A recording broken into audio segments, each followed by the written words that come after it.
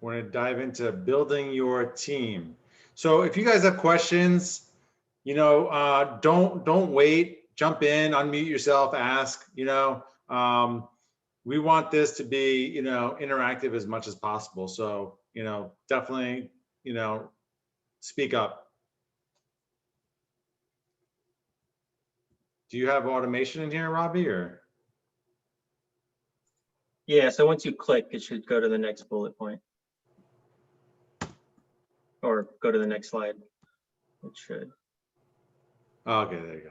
All right, who is on your team? So team is, when you're starting out, it's hard. So I was an entrepreneur. I had been investing in real estate, but when I sold my other company at the end of 2016, I had a business partner, and my entrepreneurial mindset was you don't want to partner up with someone else because partners are bad. When you're in a business mastermind, everyone's like, I have one too many partners, and it's like I only have one other partner. So I was looking at 12 units. I was looking at stuff on my own, small, and I was under contract for a property. It was like, $2 million. I was going to raise the money itself. But Gene Trowbridge had, a very interesting comment when we were talking. And he's like, well, what happens to you? If something happens to you, what happens to all your investors and everything? And it was a really important, comment that he made, because, your investors want to make sure that there's a team behind you. It's not just you. So it wasn't until I formed a team and partnered, with Kyle, and we also did a couple of deals with Stephen Louie, that it provided rocket fuel for my business. And it doesn't happen overnight, but I was going to the same meetups, and you guys have probably heard the story. And then I met Kyle, and we were going to the same Phoenix and Tucson to look at properties. And we decided, you really get to know someone when you're spending 20 hours a day with someone, and we decided to partner up. But it might not happen on your first shot, finding someone. And I've been to so many conferences and so many meetups, but it takes a while to find someone that has the same values, the same work ethic as you, and you want to be building that team. And I'm using team in the broadest sense, and I'm going to start narrowing it down as we continue to talk. So general partner. So obviously, I'm talking about a general partner with Kyle, and the more bigger deals you do, you need that net worth, you need that liquidity. Maybe someone else finds the deal. What are different things that people can bring to the table that are valuable to you? And it doesn't mean your team for one deal has to be the same for another. I mean, the first deal, it was Kyle, Steve, and myself. The second deal was we brought on a couple other partners that brought some different pieces to the puzzle that we needed, So always be thinking about that. Who can I bring something to the table that I may need, and conversely, you want to be what kind of value you could bring to someone else as well. Let's see. All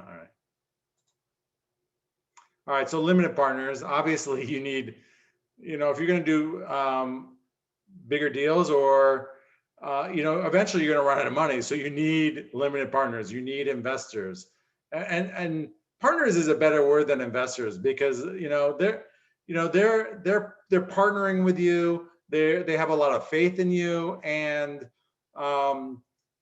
that's such a huge thing. Taking other people's money to invest in a deal, that's a tremendous responsibility. And I've seen operators not take that responsibility seriously. I know a guy that's posted, I've taken down 2 deals during COVID, and meanwhile, the current deals he has are completely sinking. And I'm like, if only his investors knew that, this is crazy, So just because someone's doing a lot of deals doesn't mean they're doing a good job. That's a whole nother story. But But I'm just saying with your limited partners, you obviously have to build that too through your database, talking about what you do to other people, and it's not selling, because it's not going to work out if you're selling other people. You've got to be talking about your experiences, the conference that you went to that you learned so much at, or these are some of the investment opportunities that you're looking at. Just share those experiences, and a few people are going to ask more questions, and certainly if you ask other people questions, where are you investing, asking them where they're putting their money is a great conversation starter. And your list will continue to grow, but you've got to mine it, you've got to educate them. And even if you don't have a deal for a year, you've got to be communicating them and talking about what you're doing, share resources, because a lot of people don't know about investing in real estate. There's a small circle in Facebook, and it seems like everyone I know does real estate syndication. But after you get through all the Facebook algorithms, and it's like this whole world of people have no idea what this is about. So you've got to share with them, because this is a tremendous opportunity for people. There are so many people that I'm friends with only know real estate, and they're like, oh, only know the stock market. And when you talk about real estate, it's like, oh, no, that's too risky. And I'm like, actually, it's the best risk-adjusted returns out there. There's the tax benefits. And when I explained to them and the bonus appreciation, they're like, huh, okay, I want to learn more. And there's a gradual education that goes on. It takes time, for them to trust that, because they only know stock market, and their financial advisor will only allow them to do the stock market because that's where they get their fees, So you've got to mine that list. Hey, Gary, we've got a question here. So trying to understand the technical side, technical terms here. What's the difference between GP versus LP as far as responsibilities or typical day-to-day? So I'll answer that. So the general partner is the active investor. The limited partner is limited, exactly why it's named that. And that can also be exchanged for passive investor. So the limited partners have very little, if any, type of active role in the property, unless the property, comes down to voting rights and things like that are included in the operating agreement. Limited partners is a passive investor that invests in the deal to get a passive return. The general partners are what Gary's talking about here, who find the deals, they manage the deals, underwrite the deals, have responsibility in the day-to-day, and ultimately have responsibility to operating the property properly. Okay. All right. So I actually have a question too, Gary. Thanks, Kyle. Or for Gary or Kyle, I guess, for that matter. For general partners and limited partners, at least in this time of COVID, have you done anything differently to attract I guess, investors or even general partners? Like, how do you build that trust when you can't really see them face to face? Like, I feel like Zoom calls only take you so far. So I'm just kind of curious during this time, what have you done differently, or what has worked? Well, I'll just speak for myself, and Kyle can answer too. I really haven't done anything differently. Some people definitely ask, like, hey, talk me through what's going on with COVID, your rents, is it harder? And just telling them what I'm doing, but that's no different than any other time. But it's just allaying their fears. They don't know, so they're just not. Some people just weren't comfortable, but after I talked to them, they were like, okay, I'm in. It makes sense. Yeah, I'll answer it a little bit differently. I think it depends on where you're at in your journey, because Gary and I are years into our journey and have relationships with our limited partners. And so it's much different than if you're just getting started, right? If you're just getting started, I can see the challenge there, because you're trying to meet new limited partners through meeting them in person, right? Whether it's through meetups, and then yes, it is more difficult. But what I would say is you've got to start somewhere. And Gary and I are now at the point where, we've got our book coming out, we've got our mastery group, we've got our online summit, we've got the meetup. So we've done this over time. And so don't allow COVID to be a reason why you can't get started now. What you need to do is just put together a plan and execute it. But, you know, yes, you can't meet in person in some cases, but you can still meet with people over Zoom. You can schedule calls. It just takes a little bit more effort to meet people, but it definitely doesn't mean that you can't meet people. So I just think the thing you need to do is consistently reach out, schedule time to have one-on-one conversations and talk to people about what you do, whether it's online or not. You need to make that effort. And one other thing, we've got Guido on there, who just said he's located in California. He sent out his email and also his Facebook handle. I love that. If everyone wants to connect with each other, throw that in the chat box so everyone knows where they can reach you, so everyone can connect. Yeah, Kyle mentioned, you know, not using COVID as an excuse. I would say use it as an opportunity. I mean, Yep. we doubled down during COVID, quite honestly. We had been talking about a few things. We talked about our summit beforehand. And I mean, during, you know, COVID, we launched and did the summit, the book, The Mastery. I mean, we've really doubled down, you know, and hyper focused because, you know, you're locked in your place for the most part, you know, so take advantage of this time, you know. That's my suggestion. So property management, don't wait until you have a property to hire a property management company, because that's too late. You need to, you know, when you're walking properties, walk with a potential property management company, have them do pro formas for you. Now you can't have them walk every single property with you, and you can't have them do like endless amount of pro formas for you, because they're going to be like, all right, well, you know, they only have so much time on their hands. But you need to see how they're looking at things. Are they looking at things the same way as you? Are they a yes man? Are they pushing back? And you want someone to push back and say, no, I can't get those rents. Yes, I can get those rents. Whatever it is, you want to rely on them as a expert, but not, you know, not the only expert, you know. And so you need to be walking properties before you get properties, so that you could see if you're clicking, if the performers are, you know, make sense. And you don't want to give them your pro forma and then they return it. You know, let them do their own pro forma and see where it matches against yours. Let me see if there's another question. Yeah, we do have actually one question going back to the LP for the limited partners. Can an LP be liable in case of litigation? Nope. No, it's really on the GPs. The GPs are managing it. Yeah, I'll add to that. Oh, yeah, go ahead. Sorry, Gary, I'm laggy here. I don't know if it's breaking up for everyone, but I'm laggy. But talk to your lawyers for sure. But typically, a limited partner, that's why they're called a limited partner, because they're limited in their liability to the capital that they're contributing in the deal. So if you put in $100,000, you're only liable for what you put in, is how it works. All right, so lender.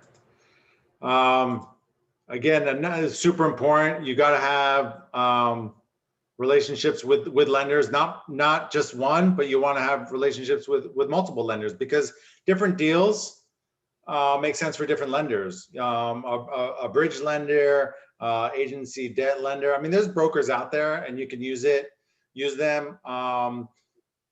They'll charge a 1% fee, and some are really good, particularly for your first deal. But as you get going, you can go right to a desk lender where they're not a broker. You're not paying a 1% fee, because they'll also charge a fee on their own anyway. So we use a company called Arbor that we like a lot. But you know, there are some good lenders out there, and you want to establish relationships with. When you're underwriting a property, you need to get you know, a quote so you can see if it works or not. And you know, you don't need to get a quote on everything. You can kind of get a feel, you know, as you go along. But if your deal is moving along, you know, you definitely want to get a quote and you get underwritten by that lender too. Like once you do a deal with one, then the next deal becomes easier. And what I mean by underwritten by a lender, it's they're gonna they're gonna go through everything. You know, you've got to provide all your financials. You know, they'll do background checks. They'll do everything. So if you do have a mark on your credit, you got to be forthcoming with a lender to make sure they know ahead of time. Because you don't want to be like caught afterwards when they find something, and that could really screw up a deal.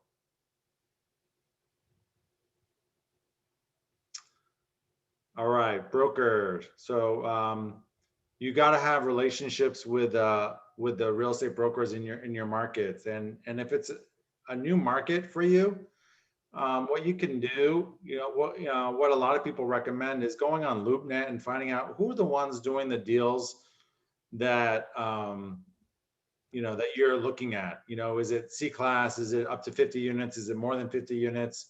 And then reach out to those brokers and establish relationships. And I know even if you've never done anything before and you kind of feel foolish, I mean, I've been down that road, where I didn't have much experience.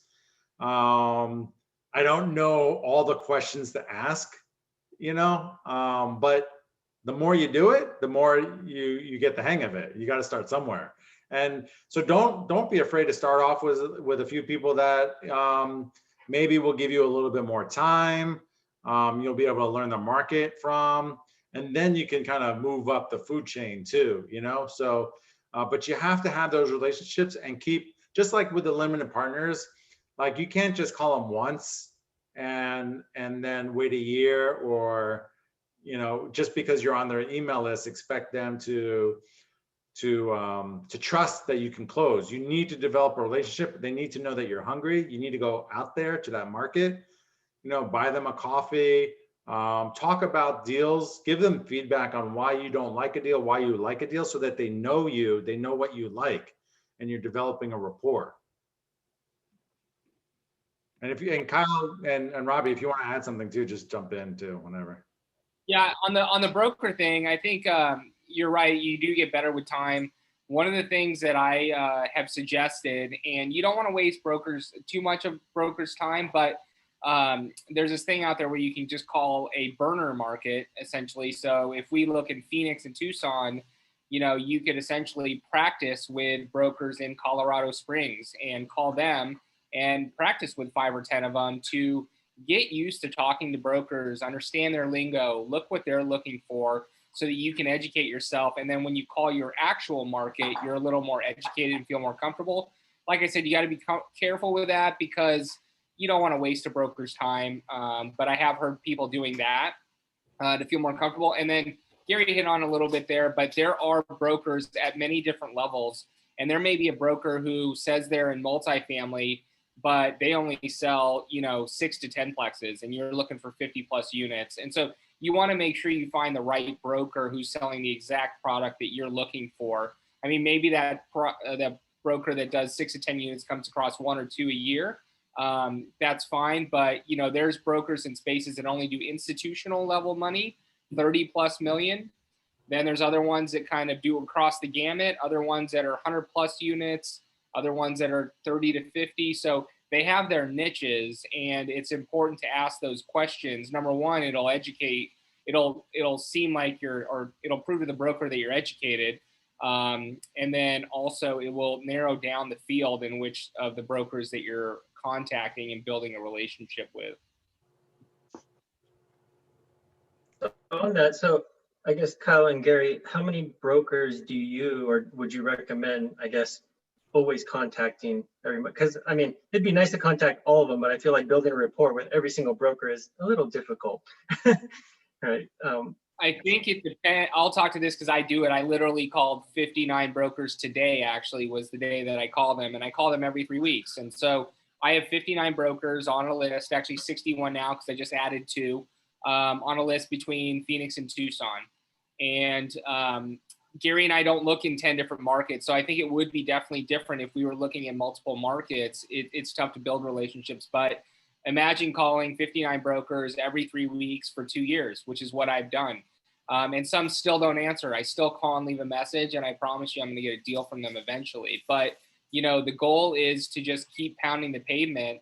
We had one broker who I didn't talk to very often 2 months ago. We're still working on this deal. It's not under contract yet, but he called me immediately and said, I have an off-market deal. You're the first one I called because you are the most consistent in reaching out to us. And so that's what that does. It's planting seeds to provide, crops later. It's not a now thing, but there's really no limit to how many brokers you should be contacting. 59 is hard to build relationships with, but I probably have very strong relationships with 20 to 30 of those now.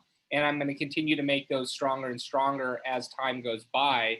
And the hope is that I have strong relationships with all of them. But the more seeds you plant, the more fruit it's going to bear in the future. But it's certainly it's all about consistency. I tell people this all the time.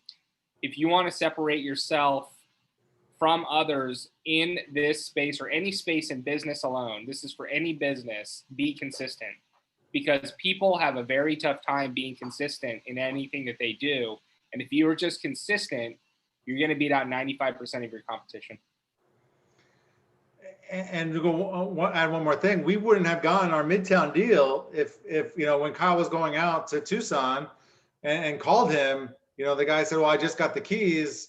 Kyle saw it. He was the first one to see it. And it was a smoking deal. We bought it for 39. We have it under contract to sell at our 6-year sale price after 18 months. So, that doesn't happen if Kyle doesn't call the broker consistently. All right, attorney. Hi, Gary. Hi, Kyle. I do have a broker question for you guys. Are you typically only contacting brokers for essentially their own listings, or are there also ever cases where you're just dealing with like 1 or 2 brokers and they're obviously giving you their own deals, as well as contacting other brokers and getting their other deals and essentially acting as one side only? Yeah, great question. When I first got started, it was funny. The only brokers that would talk to me are those brokers that are buyers brokers. And I would be careful on those for 2 reasons. Number one, some of those buyer brokers want to give you an exclusive or have you sign an exclusive deal. We actually did that when we first got started. It was a 90-day exclusive deal. It was the worst decision that I ever made because it limited us in the inventory that we saw to whatever that broker brought us. And that is it. And unfortunately, that broker was not very good. So I would never do an exclusive agreement with something like that, even in any type of market. I just don't think it's the right thing to do. It just limits you too much. And then as far as your question is concerned, we talk to brokers about their own listings and off market and pocket listings, but we don't have any brokers represent us in other deals. Typically, in the larger multifamily space, it's one broker kind of representing both sides of the deal. However, if there's a semi off market deal and one broker brings it to us and we already know the other broker, we'll honor the broker that brought it to us because we didn't know about it. So it does work both ways, but essentially we're mainly contacting them for off market pocket listings and their listings. And what about like occasions when a residential broker comes into the picture? Like, for some reason, a residential broker has like a 20-unit listing, whereas they typically do single-family homes. Is that something that you ever pursue? Yeah, I mean, we'll take a deal when it's a deal, right? Actually, right now, we're dealing with that certain situation where he's mainly a small multifamily broker that brought us a larger deal that, we're negotiating a contract right now. And I know the other broker who's more of a multifamily lister, but I didn't find it from him. You do have to be careful with that. You just need to make sure that all the I's are dotted and the T's are crossed because they're not as educated in the space. I'm not sure if that answered your question. Cool. So another person on your team is the attorney. And if you're syndicating deals, you need an SEC attorney. So we use Trowbridge Law Group, Gene Trowbridge. He's all over the social media, but you want to have someone, you want to establish a relationship beforehand. And you also need a real estate transaction attorney too. So, cause he doesn't do that, we have someone else. And so, we got a recommendation from someone and So you want to make sure you have, one attorney might not cover all of it. There's some attorneys out there that'll do both, but you want to make sure you have an expert in both fields, and someone that has experience doing the SEC side of things. If they don't have experience with that, I would find someone that does. If you're doing like a 506B or a 506C, if you're raising capital, you got to protect yourself. Even if you're doing a JV deal, you got to protect yourself. Have someone walk you through all the different pieces, and set up the expectations from the outset. All right, CPA, really important too. So not all CPAs are know real estate, and so it's important to have a CPA that knows real estate, because you're gonna get a K1. Probably your property is going to be doing a cost seg and a bonus depreciation assessment. Now that CPA isn't going to do that. There's companies that specialize in the cost seg and bonus depreciation, but you definitely want a CPA that's going to, if you're an LP, if you're investing in other people's deals, or if you're a GP, you need someone to help you, protect, minimize your tax liability as much as possible. Insurance. All right. Well, we suggested the Garzella group earlier. You got to have an insurance broker, because I know there's some areas in the country that their first call when underwriting a deal is checking on insurance. So some of my friends in the DFW area, in the Houston area, they'll call insurance first and find out, because insurance can drastically differ from one market to the other. So have a strong insurance broker, and like I said, we recommend the Garzella group. All right, GC. So we're kind of lucky with our property management company. They do the renos in house, and they manage, I think, like 10,000 units. So they have tremendous buying power. So when we're buying counters, we're getting basically a granite countertops for the same price as Formica. So buying power is important, but you gotta shop around. They're not the fastest, but when we shopped around, we're like, other people weren't faster and we're more expensive. It's when you're a GC, it's a tough gig, but you gotta have a GC that you can rely on, that's gonna, when you're walking the property, when you're under contract, that's going to tell you all the things that you need to fix. He's going to get his subs out there. But you got to protect yourself and not give money to the GC before the work is done. You've got to make sure you're holding on, because I've heard so many horror stories about people with giving money to their GC or subcontractor and then they're walking away with the money. So you got to make sure you've got licensed, bonded people working with you. Any questions so far about building your team and some of the people? Yeah, we have some questions in the chat. I realized got lost in all the contacts. Let's see. Harry asks, do you need to set up a corp or LLC to do this? I think he means syndication. Yeah, you don't have to set up anything until you're ready to go. I mean, it's great to have your own company. So when I first started out, I had my own company. And then when I partnered with Kyle, my company owns 50% of the business that Kyle and I own, and his company owns 50%. So it's an LLC that if it's considered a partnership, because it flows through to our own separate companies. So yeah, I would definitely recommend it. People sometimes get too fancy and they're looking for the Wyoming or the Delaware, and I mean, when I've talked to to other lawyers, they're like, it's not worth the headache and the setup. And if you're in California, I mean, we pay through the nose. Even if you have a corporation somewhere else, you still have to pay in California. It's kind of crazy, but yeah, I would definitely recommend you have your own LLC. And then obviously when you buy a property, that property is an LLC, and your investors will own a piece of that property. So if it's like, 555 Mary Street is the property. That might be your 555 Mary Street LLC is the LLC name. Got it. Thanks. Thanks. Sure. Robert, any other questions? And then one more. Yeah, one more. Is there a directory anywhere that has syndicators and what they focus on?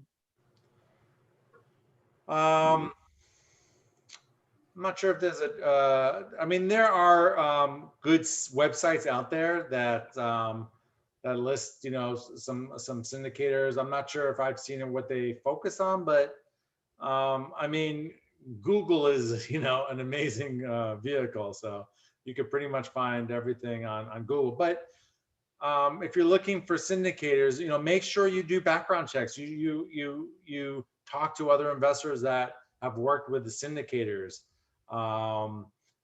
You know, just because someone has done a lot of deals doesn't mean they're good. You know, just because they say 18% IRR, 10% cash on cash doesn't mean they're good, you know? So all those investment summaries look really good, and they're meant to look good, you know? So you've got to do your due diligence on sponsors if you're looking to invest with them.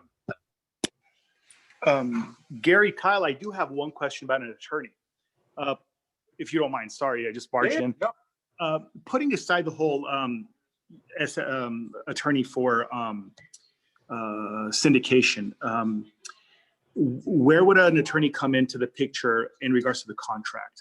I understand that, like, very often with a larger purchase, you're hiring an attorney to either create the contract or watch over some of the details of the transaction. But I'm trying to figure out how there's value there, and I'm also trying to figure out, isn't that just the broker's job? The contract? Yeah, like the real estate attorney to cover the non-syndication part, specifically like the contract and the terms of the contract and, you know, that kind of stuff. For a small deal, you may not need a real estate attorney. Like, sometimes we see like a contract, it's almost like a residential contract, and it's just really plain and simple. But when you're dealing with millions of dollars and a big contract, I mean, those contracts are super complicated, and so you need someone to protect you and have your, you know, watch out for your best interests. Okay. Yeah, Mayor, there is literally is versus are, and the way things are worded by one word could make or break the way you can interpret that contract and get out of the contract in the future. So when there's millions of dollars or hard money on the line, and it's a big deal, it's not a waste of money to get an attorney involved in that spot, because they're there to protect you. The broker does not know, you know, he's there most of the time representing both sides. And if a broker wants to put in one sentence that is going to protect their seller and you don't see it, well, then you're in trouble and you're tied to that contract now. So it's important to hire an attorney for those types of things, because local law applies as well. And if you don't know the local laws, so we live in California, we invest in Arizona, we hire a transactional attorney that works and lives in Arizona that understands those laws. If you don't understand something, one or two words can change the entire result of that contract. What would you say there's like an amount, for example, if a asset was like $1 million, maybe that's too small, but are we talking like a purchase price of like what, 2 million and up, where it's worth going in that direction? So I'd say two things. If your investor's money is at risk at that point, then it wouldn't matter. It'd be $1,000. You know, you don't want to risk your investor's money on a contract where, you know, you're taking it upon yourself to read a legal contract when you're not trained in that. If you're doing it by yourself, I would just ask you, how much are you willing to lose in trade for a couple $1,000s? So, you know, don't pinch pennies, or don't, I don't know the term, but, you know, don't save a couple $1,000 in attorney fees to lose $1 million. I'm saying it wrong. You know what I'm saying? Thank you. So you don't want to think about it that way. It's all about the long term and protecting your downside in that scenario. Thanks. Yeah, you know, like, you know, Kyle said it, I'll just repeat it. Whenever you're dealing with investors' money, like, it's not worth any risk. Have a lawyer, have the insurance, have, you know, cover your butt, because Otherwise, you're dead in the water, you know, if something goes wrong. All right, Yeah, we got another question. yeah, Do go you ahead. get attorneys to write up LOIs as well? No, because number one, LOIs are non-binding. Our LOIs are the same every time for every deal. It's just plugging in the numbers, so it's plug and play.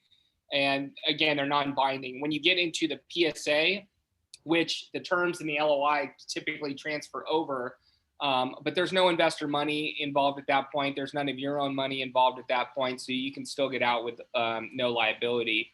But you do want to make sure that your LOI matches your PSA, so you want to review that, but it's non-binding at that point. Do you typically send the LOI yourself, or that's pretty much the broker's job? You'll send it to the broker, and the broker will then send it to the seller. They're the intermediary in that situation. Gotcha. Okay. How about PSA? They want you to use, and sometimes you just use your own form. Okay. Same with the PSA, unless you're dealing direct with the seller.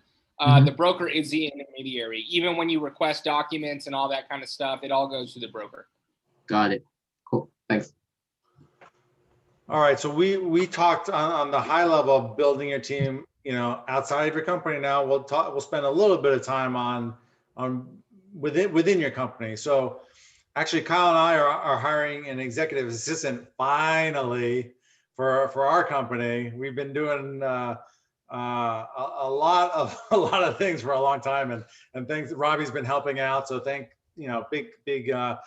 thank you to Robbie as well. But you got to have the right people in the right seats. So you know, for us, when we're, you know, our finalists, we're having them fill out a couple assessments, and one of them is a DISC profile, because we want to make sure that the job that we're hiring for aligns with what we're looking for. So that's really important. You know, you don't want to have, you know, someone that is doesn't like to be behind the computer and is super outgoing handling your accounting, right?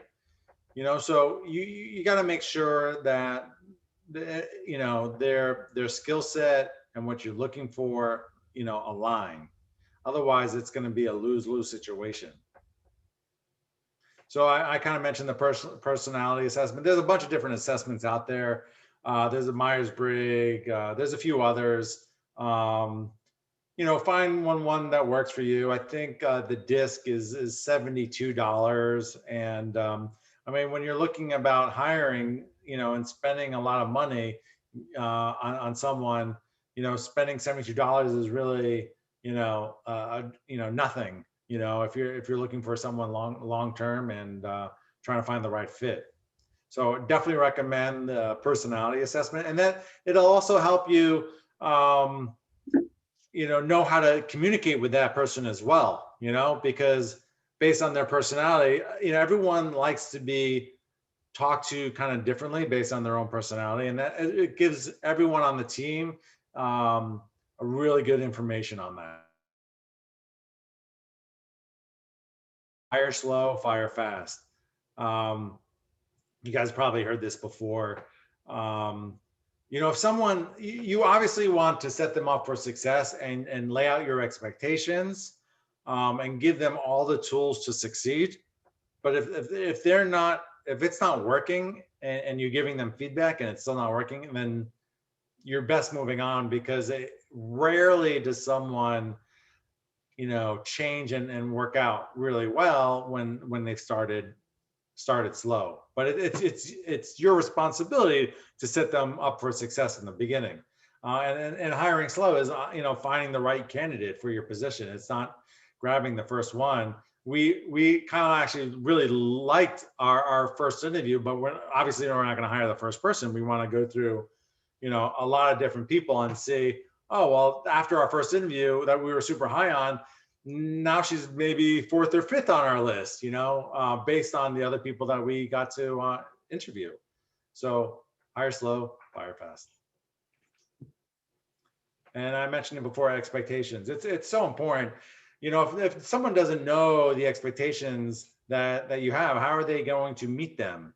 So you really have to lay it out right from the beginning, you know, how you expect things done, what kind of timeline. If you email them or call them, do you expect a response within an hour, within 2 hours? If you put urgent on it, what is that response time? You know, so you've got to try to think of every scenario and lay it out again, because you want that person to succeed. So you want to give them all the tools that they need.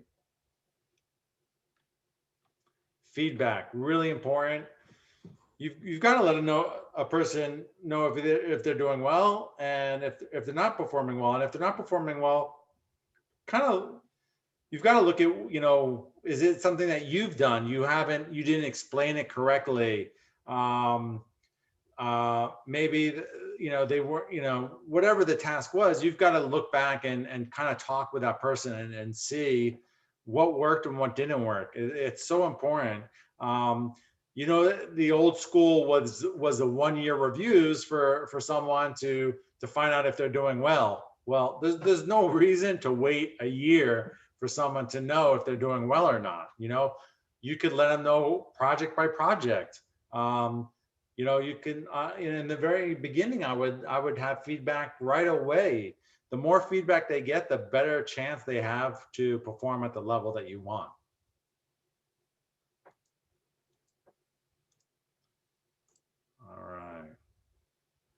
All right. So vendors, you know, we kind of mentioned some of the vendors, but you know, other vendors include, do you have, you know, a paint, you know, if you don't have a renovation team within your property management company, you might need a painting company. You might need someone who's going to renovate your units.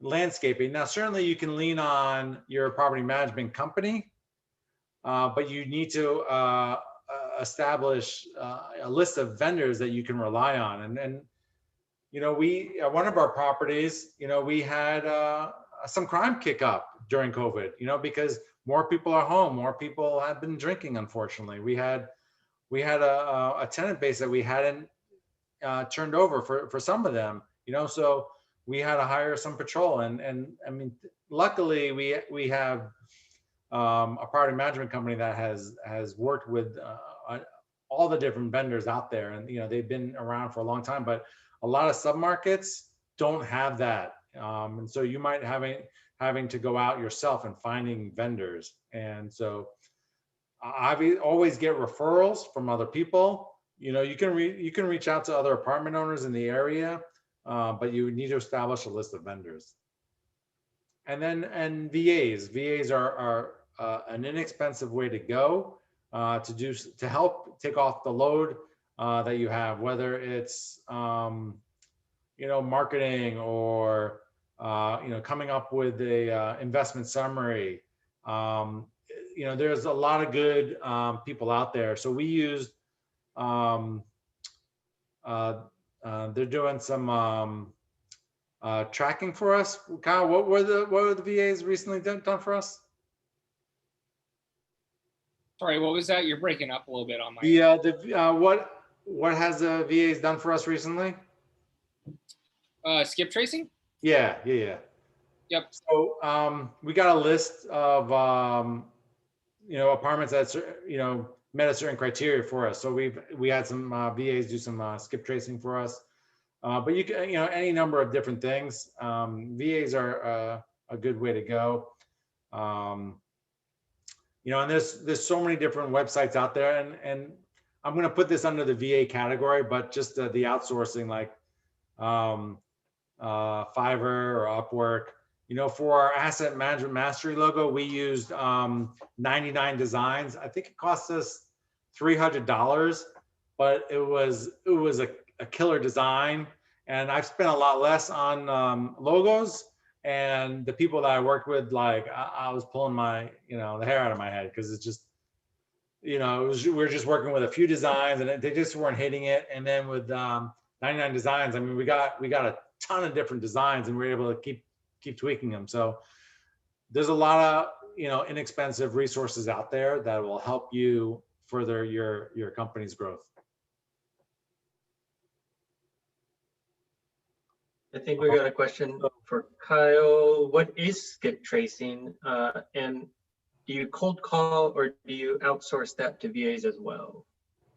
Yeah, so skip tracing After is skip essentially, so, when you find the address of an owner, typically that is tied to an LLC when it comes to multifamily. In single family, it's a little bit different, but multifamily owners own an LLC. And so mailing or calling an LLC leads to nothing. It usually goes to the junk mail. So you want to find the person behind that LLC, like Gary and I, and get our mailing address and our phone number. So what we do is once we have that information, we're actually doing text message communication as well. So we're texting them. And then we're also setting up a direct mail campaign where every 3 months, messaging goes out about their specific property stating that we're interested in buying it. So that's what skip tracing is, and no cold calling yet. However, Gary mentioned we're hiring an executive assistant. That is going to be one of their jobs, is to cold call the properties that we highlight as highly desirable based on its location and size, and then going from there. So are you using text messaging for leads? Yes, Guido. And then we have another question. Do you get more deals via direct mail or broker relationships? We've not gotten any direct mail leads yet, or as far as deals. All have been through broker relationships. But, in an environment like today where it's as competitive as it is, I mentioned earlier, the more seeds you plant, the more crops you get. So we're just putting as many seeds in the ground as possible right now, and hope that it bears fruit eventually. And, we'll track and monitor how much is spent to produce a lead in a deal. And I mean, if you can think about it, if you spend even, $10,000 to get a $15 million deal, it's worth it, right? So we're not spending that much at this point, but we are testing the market and okay with the communications, or okay with spending on direct mail to get that 1 or 2 deals. Do you guys typically buy and hold or add value and sell? Yeah, buy, add value, hold, then sell. Typically, we're anywhere from 3 to 7 years is what we'll hold on to a property, depending on where we are in the market. We're more about taking a look at the velocity of our investors' money and seeing what is best for them at that time in the market. So if we can sell earlier and put it into another deal that's going to produce more results for them, then that might be an option. Or we may refinance, cash investors out. Investors still get equity in the deal, so it's unlimited at that point. So there's different and multiple exit strategies depending on what the market's doing at that time. Gotcha. Okay. Do you guys do this full time, or this is your side hustle? No, Gary and I do this full time. That's what we do. Got it. Cool. So I'm still trying to understand GP versus LP, right? So GP, you pretty much own the multifamily units that you purchase, or does GP also means that you're actually involving other people's money at that point? Sorry, I didn't fully understand. Yeah. When somebody declare, right? Okay, I'm a GP, right? In a transaction, does it mean that it's all his own money, or also involving other people's money as well at that point? I'm still trying. Yeah, I mean, if you're a general partner, you're in a partnership deal, and typically there's other money involved. If you're buying it with your own money, you're not a general partner; you're the owner, right? So, Okay. Yeah. Any other questions? There's one more I here. think What is we your have one minimum more here. unit? Yeah. Sorry, what is your minimum unit for direct mail campaigns? Right now it is 80 plus units.